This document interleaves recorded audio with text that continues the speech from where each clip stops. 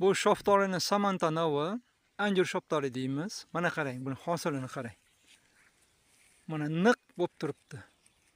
Agar biz buni shunday holatda qo'yadigan bo'lsak, bu umuman sifatsiz shoftori bo'lib qoladi. Bu hali bunga yana shuncha bir necha barobar kattayadigan bo'lsa, bu yerga bular tiqilib qoladi. Buni shakli ham o'zgarib ketadi, bu o'rtada qolib ketgani pacha olib ketadi. Shuning uchun bu yagana qilib tashlanadi. Xuddi mana bunday qilib, mana. Mana yagana qilingan holati mana. O'rtasida olib tashlangan. Mana. Yagana qilingan mana. 5 sm.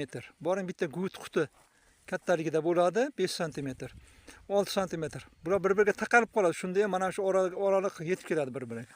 Agar biz mana bunday holatda qoladigan bo'lsa, bu umuman standartga to'g'ri kelmaydi.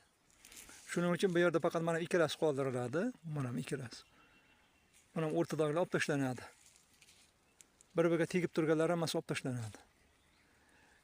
Ya bo'lmasa mana ikkalasi qoladi, ikki tarafdan. Bular ikki tarafda bo'laveradi, mana olib tashlanadi. Bu mana bunday holatga keladi. Mana. Mana bu yoqda xona bor, mana qarama-qarshi tarafdagi ham bo'laveradi mana. Ikkalasi ikki yoqda bo'laveradi. Bunga albatta yagana qilish shart hisoblanadi.